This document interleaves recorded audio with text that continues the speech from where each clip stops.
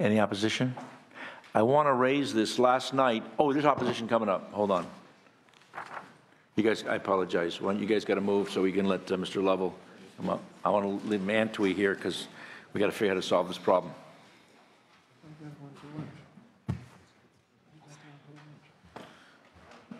Okay, Mr. Lovell, or Mr. The league.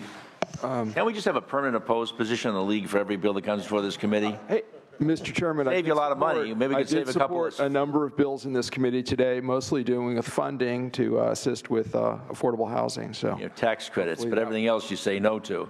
Go ahead. Hopefully that will be remembered. Yeah, yet you want the money, but you don't tell them what to do, right? That's right. That's it. Go ahead. Please take that into consideration with my comments on this bill. Anyway, Dan Keurig on behalf of the League of California Cities and respectfully in opposition. This is a very tough issue, obviously. That local governments are struggling with. We did, in this hearing earlier today, there was acknowledgement of the loss of affordable housing funds in the state and efforts to try to get that back. And also, I was listening to the witness and her story, and there were two parts of her story that I think should be noted. One, she was homeless and living in her car for 4 months. However, she was never cited. So I think there is a level of compassion at the local government level for this issue that should be recognized. The second thing about her story is that she talked about trying to find shelters, and there wasn't a shelter that allowed for her family to go there. That's back to the funding issue. We need to make sure there's places for people to go that are in these situations so they're not in their cars. The struggle, this bill is a very simple. I know, but just stop. Just listen to what you just said. Okay, so we don't got the dough. What does she do with her and her 3 kids? What is her option? That's what the point is. This is not a fun question. So now it's tomorrow. She's out of her house. What does she do? That's what Assemblymember Chu's trying to deal with here. So we don't have the funding for that. We don't have that. What does she do?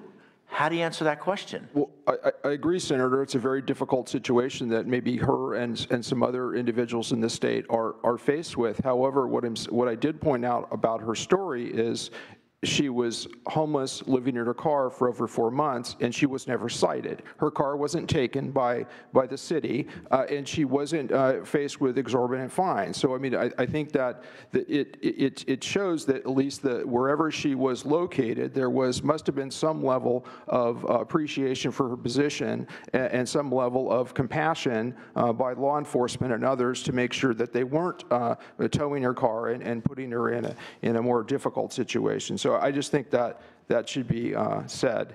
This is a very small bill in terms of its size, but it's a very big bill in its scope. Our cities are struggling with how to deal with this problem. It's an expanding problem in California, the homelessness problem in general, but this is an aspect of it. Now, this bill comes along and basically removes our authority to deal with one aspect of this problem, which it isn't an easy problem to deal with in terms of your question, how do you deal with someone who's sleeping in their car? What you should do? Well, obviously you want to try to get those people into services and housing, and obviously we've touched on that.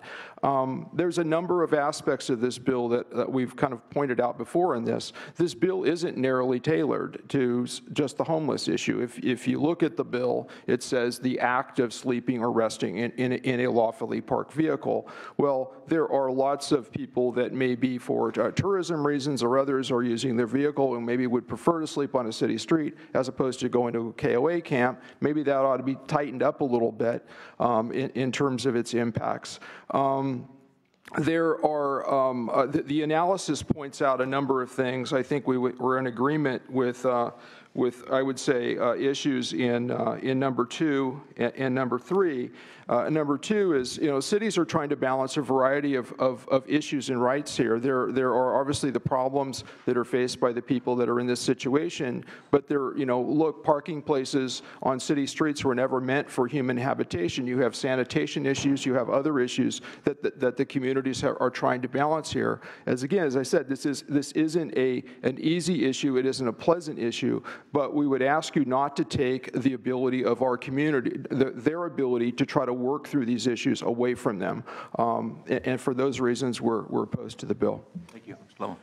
John Lovell with the California Police Chiefs Association. First of all, I will take vigorous exception to the assertion that police are around ticketing and impounding vehicles. The reality is that police agencies in the state, when they are dealing with homeless people, understand the intractable situation these people are in, and it is an insult to allege otherwise. Secondly, one of the things we attempt to do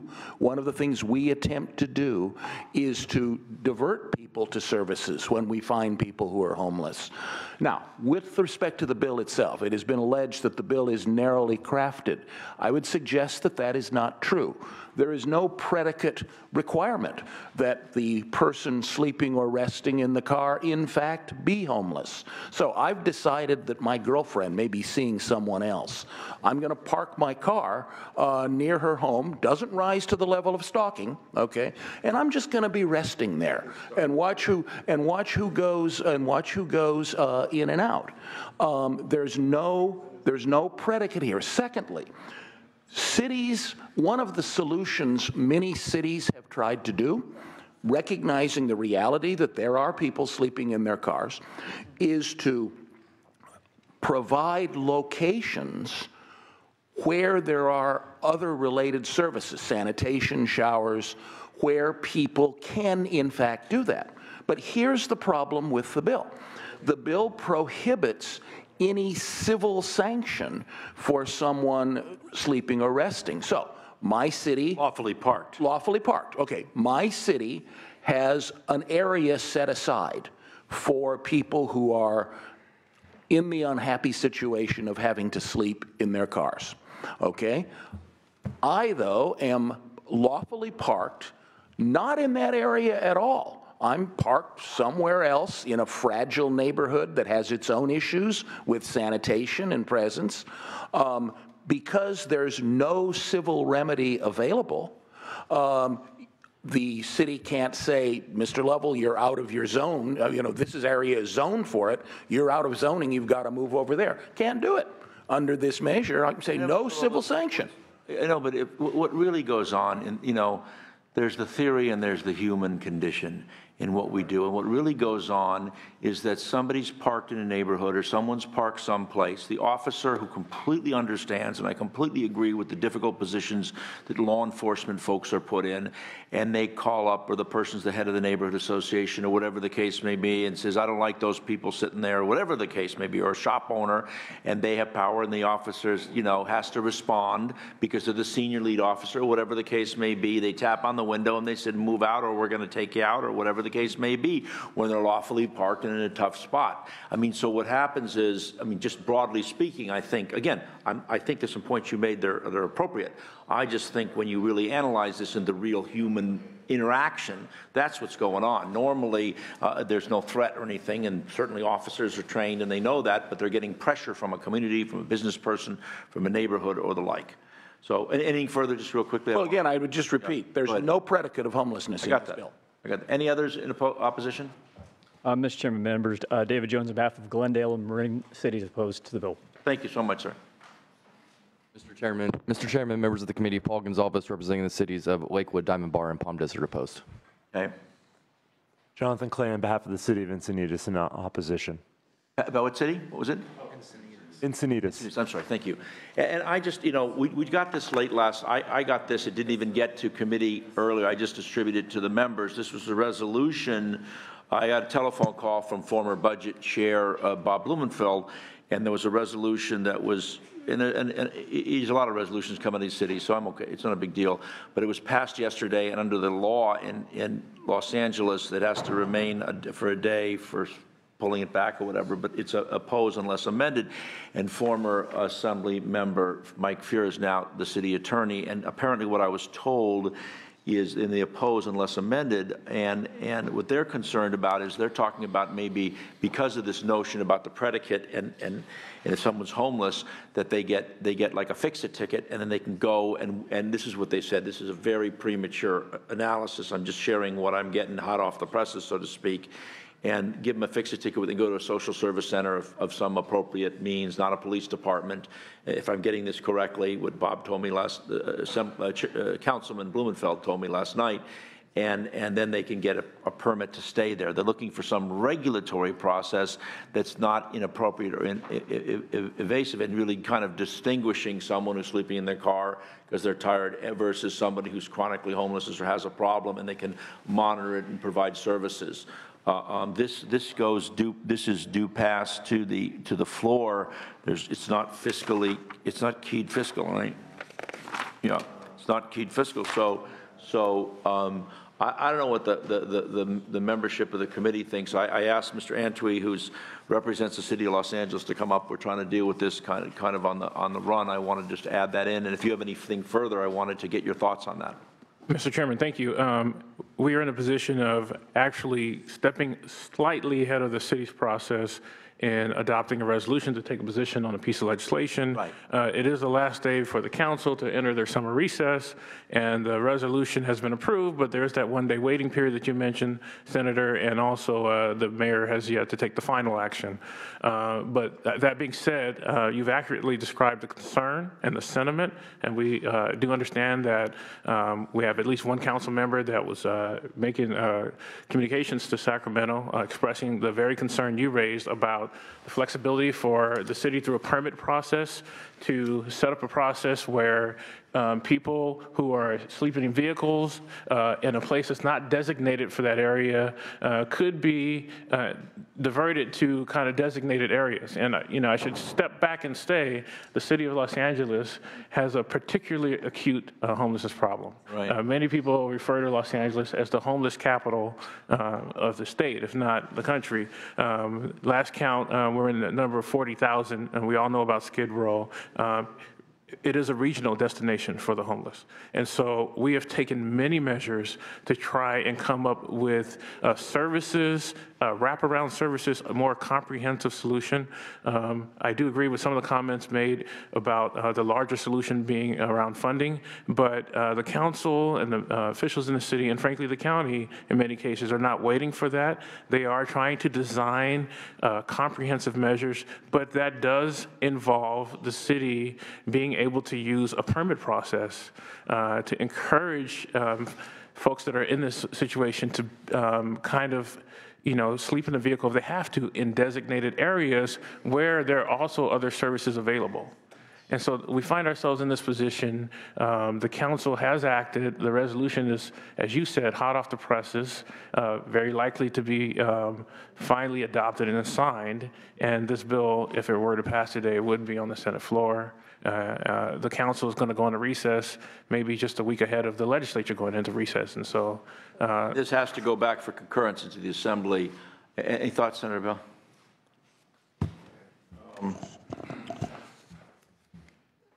A permit to get homeless, huh? I don't understand that. I don't think that homeless people should have to go get a permit to be homeless, and so I think there ought to be some more creative thinking on that particular issue. I would recommend.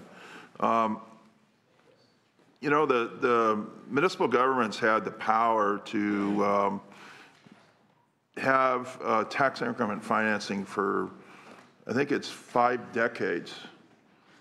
And in 5 decades, how much housing was built for the homeless?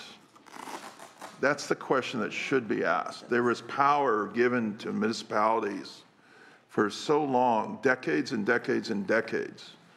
And the response was not to build housing for the homeless. It was to build other kinds of housing, affordable housing, all good types of housing.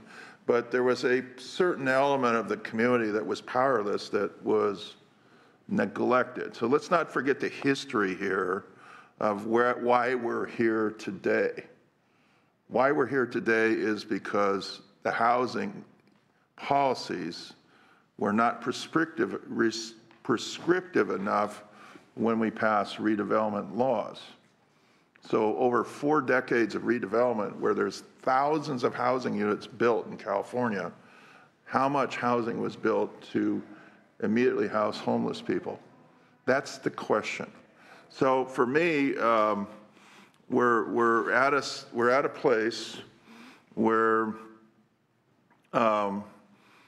we're kind of rousting out the homeless, and this is the reality, rousting out the homeless in various parts of our communities. I represent San Jose, the second largest homeless population in the state behind Los Angeles.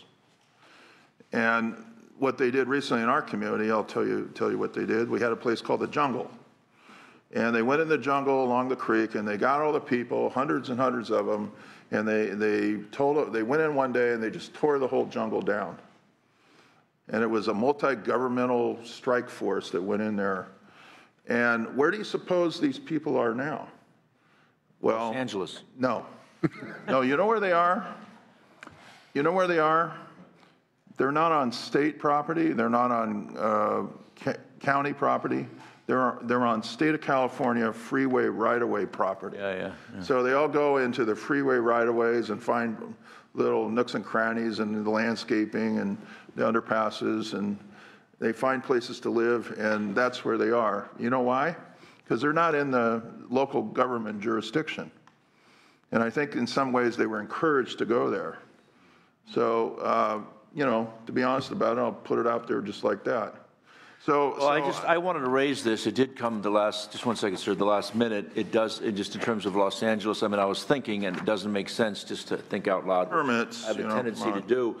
There's 482 cities in California. There's 121 charter cities. I was thinking maybe soft charters or something. But I don't know. I look at this, and if you want to do a permit process, you could still do a permit process. You just can't find these people. You could still have a flexibility. There's only a couple of sentences in this bill. It's a little nothing deal.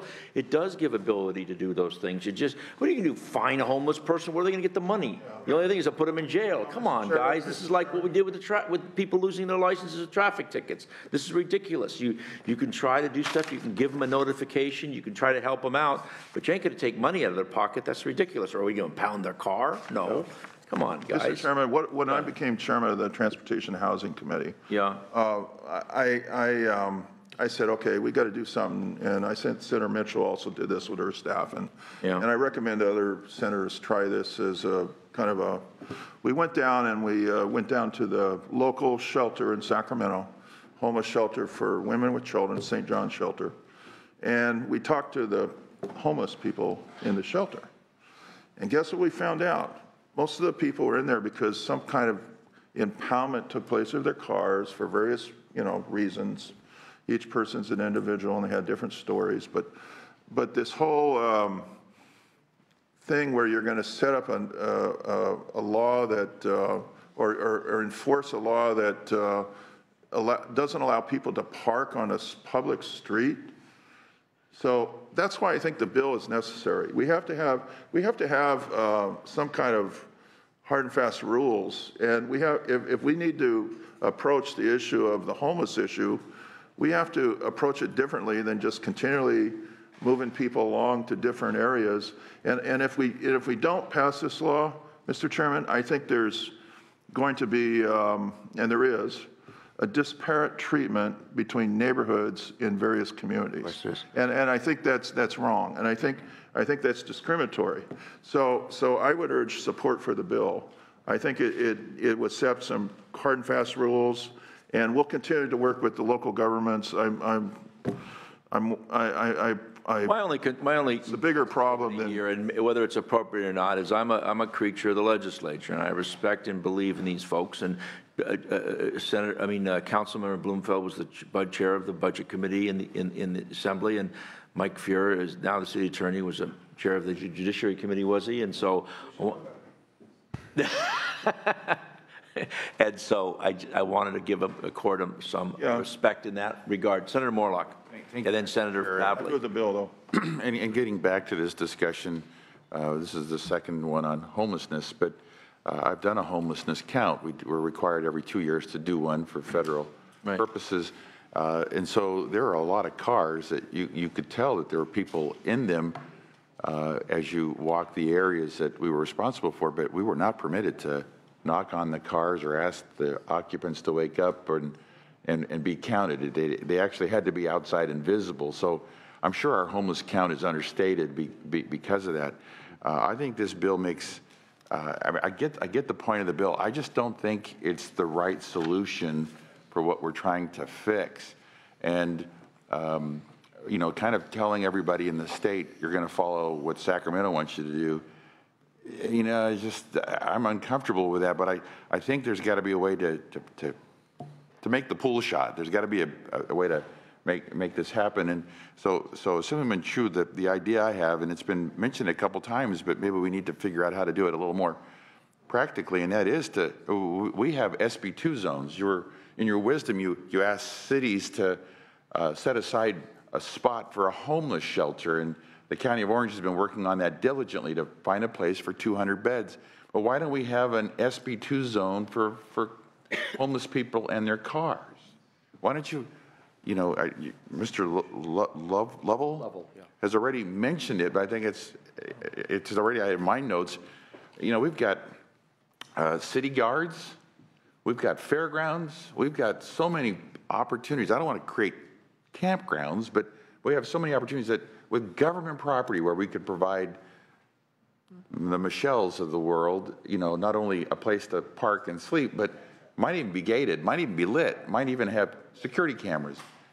And so why aren't we looking at those kinds of solutions as opposed to, you know, banging cities on the head saying you can't cite or move or whatever. So that would, I'm going to oppose this bill, but I don't ever think I'm not an advocate for homelessness. That would be incorrect. Advocate for homelessness.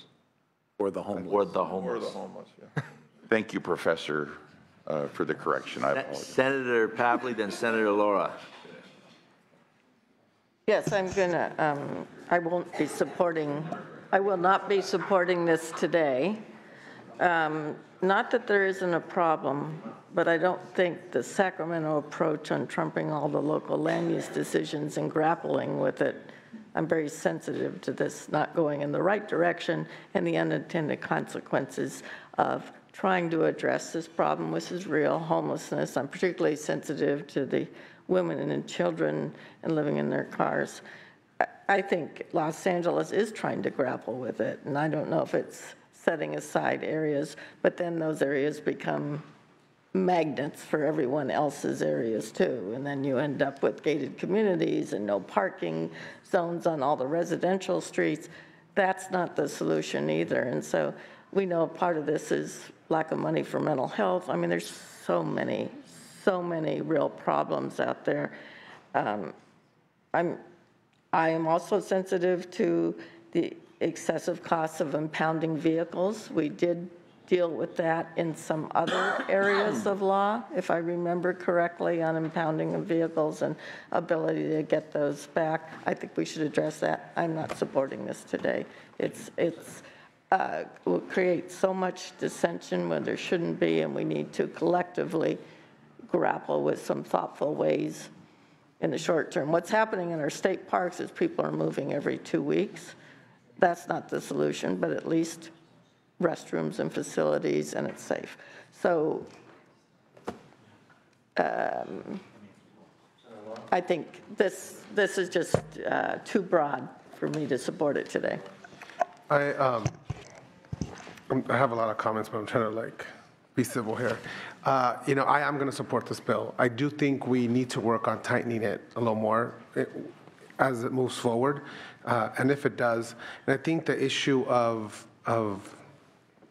this permit is ridiculous. And I think, you know, so we're going to tell a woman that has kids that she should be relegated to Skid Row in LA to park her car. Have you guys ever been there? Have you guys ever actually been there at night? This is not a place where you want a woman with children, even with a parked car, in.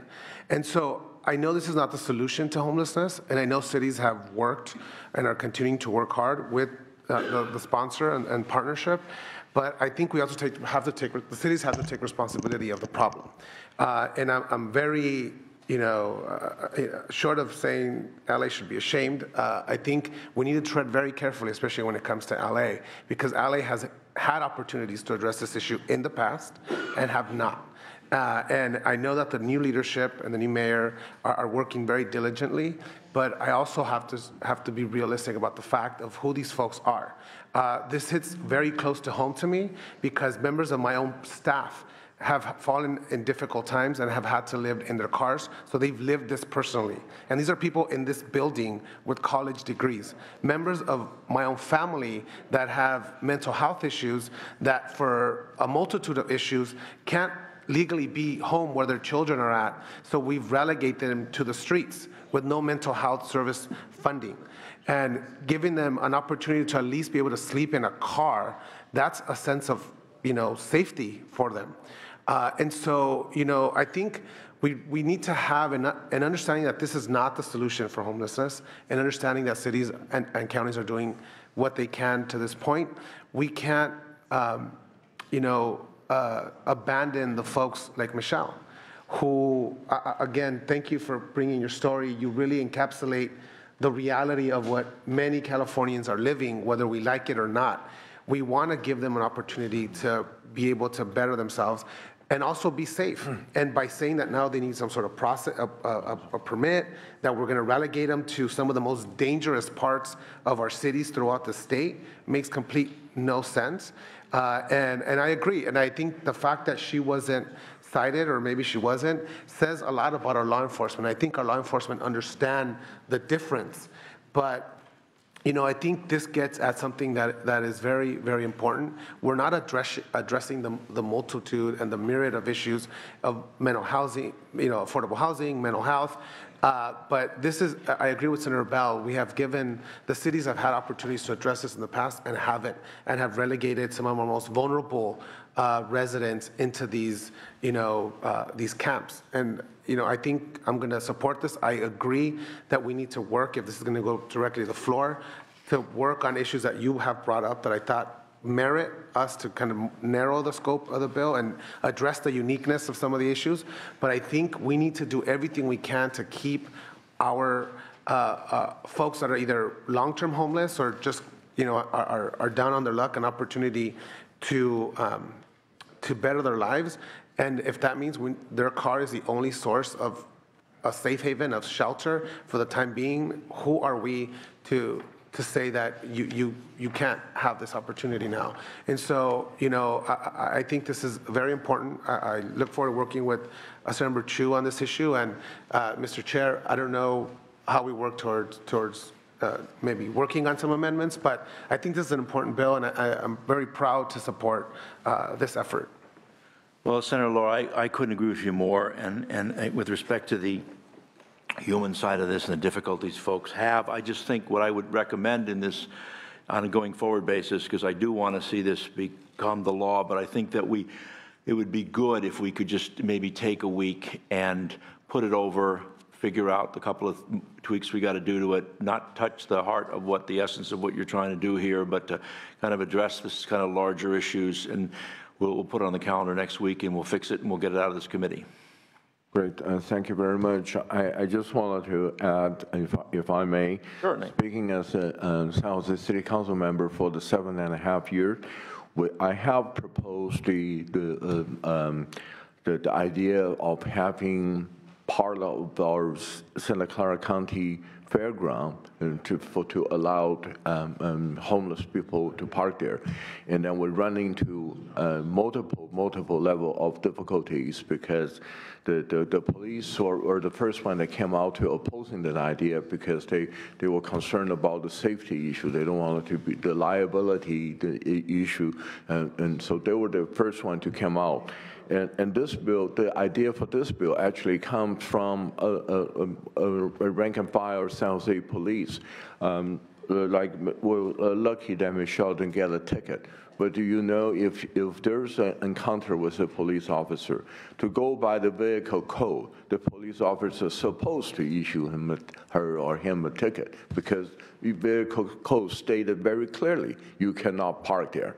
So I just wanted to... and also the larger issue you have, I've certainly worked in this issue a lot of years, as other members here have, is the you know, a lot of folks are challenged. They don't want to be around a lot of other people. They don't want to be in places. These whole mental challenges they face. They don't want to be around a ton of other people for a bunch of other safety of the kids or their own circumstance or whatever the case may be.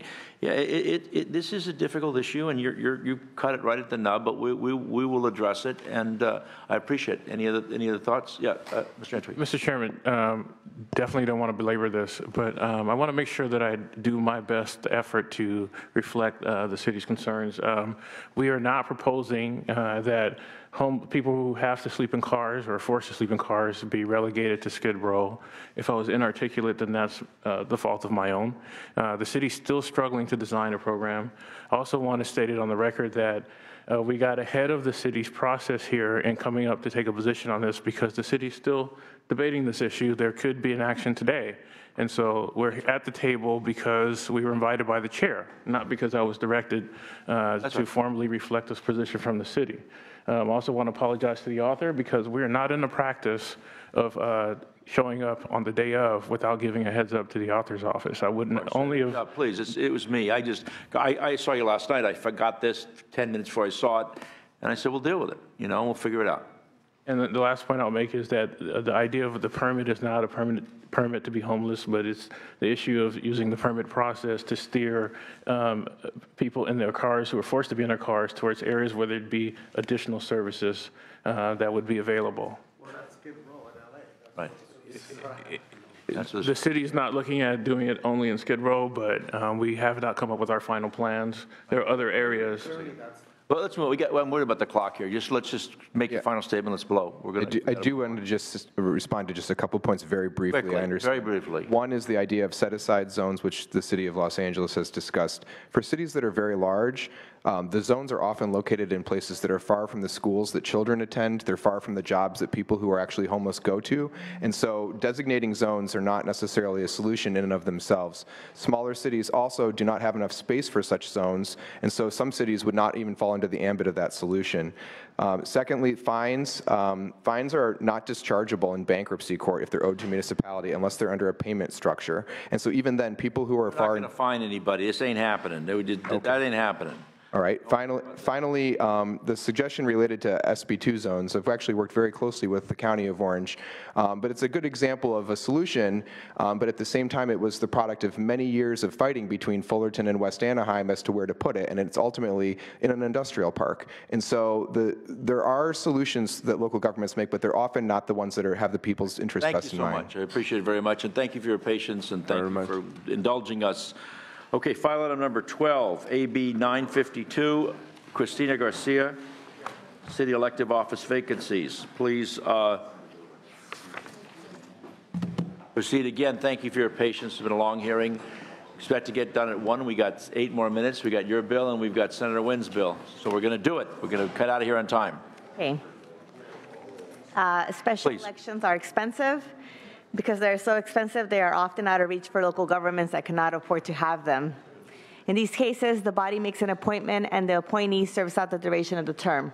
You okay with this bill is aimed at a situation where appointees would be serving out terms as long as 3+ years. In this situation, an appointee would serve in an elected position without ever being elected by voters for a very long time.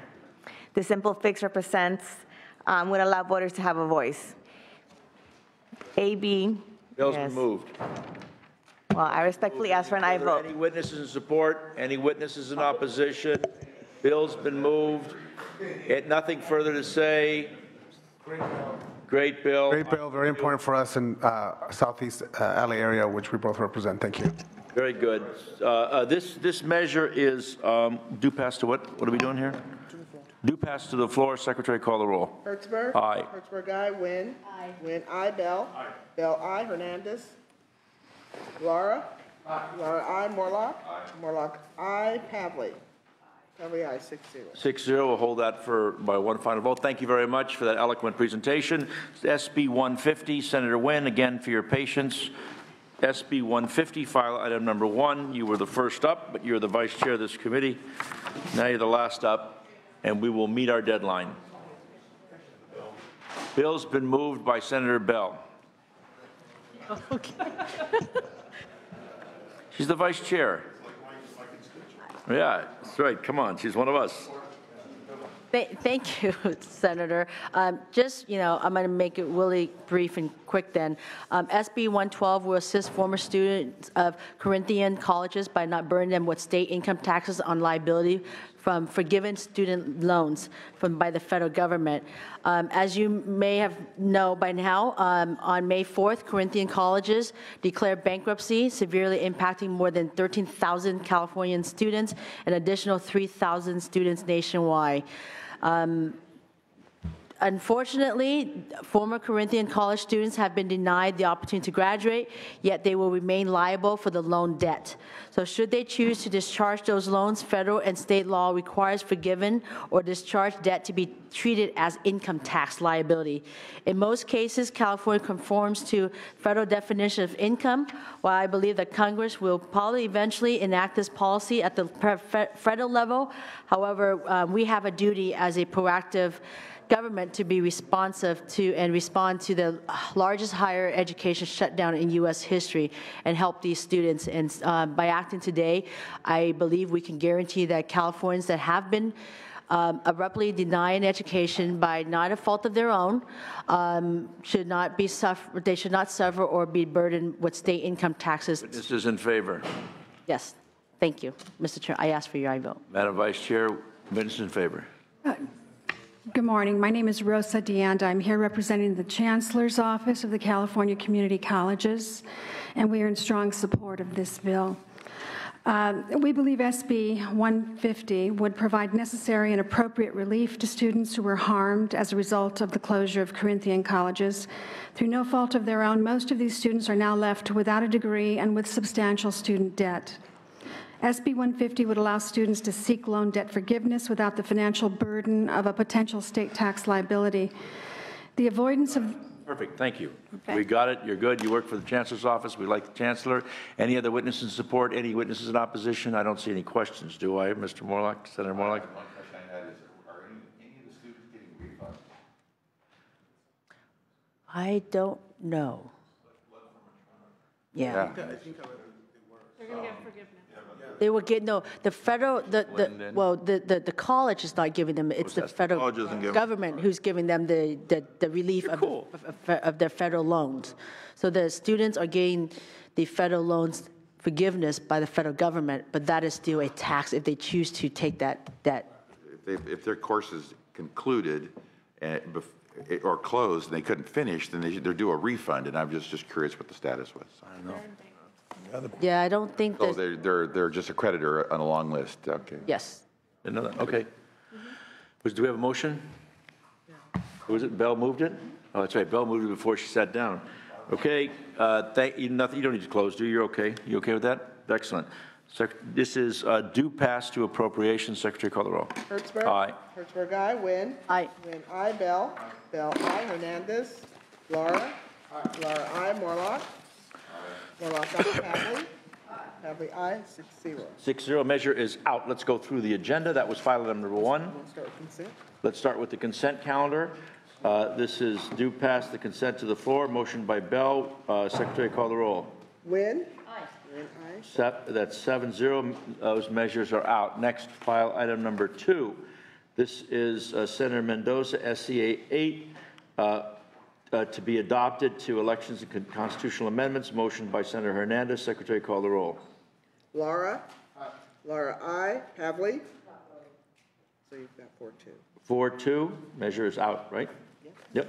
Next, file item number 3. This is a joint authorship of Chu and Atkins, AB 35, file item number 3, due pass to transportation housing. Motion by Senator Hernandez. Chairman voting aye. Secretary, open the roll. Wynn. Aye. Wynn, aye. Laura. Aye. Laura, aye. Morlock. Pavley. Aye. Pavley, aye. 6-0. 6-0. Measure is out. File item number 4. This is AB 36, Assemblymember Campos, due pass to appropriations. Motion by Senator Bell. This is currently 5-0. Secretary, call the roll. Wynn. Aye. Wynn, aye. Pavley. Pavley's not voting. Okay. 6-0. Measure is out. File item number 6. This is AB 428, Nazarian, due pass to appropriations. Motion by Senator Bell. It's 5-1. Secretary, open the roll. Wynn? Aye. Wynn, aye. 6-1, measure is out. File item number 7. This is AB 485 by Assemblymember Williams, due pass to appropriations. Motion by the Appropriations Chair. Secretary, open the roll. Wynn? Aye. Wynn, aye. Pavley? Pavley, aye. 7-0, measure is out. Next, file item number 9, AB 515 by Assemblymember Eggman, due pass as amended to appropriation. Motion by the Appropriations Chair. 6-0, Secretary, open the roll. Wynn? Wynn, aye. 7-0, measure is out. Next, file item 10, AB 571, Assembly, it's out, done. 7-0. Next, sorry, file item 11. Nope. What? Nope. Oh, continued, yes, I'm sorry, thank you. File item number 12, AB 952 by Christina Garcia. That is, It's out. it's out because Hernandez is coming out. 6-0, measure is out. File item number 13, AB 1161 by Assembly Members Olson and Atkins, due pass as amended to appropriations. Motion by Senator Wynn. Currently, it's 4-0. Secretary, open the roll. Laura? Aye. Laura, aye. Morlock? Pavley? Pavley, aye. 6-0. 6-0, measure is out. Next, file item number 14, AB 1191 by Nazarian, due pass to the floor. Motion by Senator Bell, 5-0. Secretary, open the roll. Wynn? Aye. Wynn, aye. Morlock? Morlock, aye. 7-0, measure is out. Last file item number 15, is that oh, there 16 was consent. This is AB 1251 by Gomez, due pass to appropriations. Motion by Senator Pavley, 5-0. Secretary, open the roll. Wynn? Morlock? Measures out, 5-0. Meeting's adjourned. Thank you very much. We did it by, as at 1 o'clock, so I'm going to get in trouble. 1:01, I blew it by a minute. Yeah, next.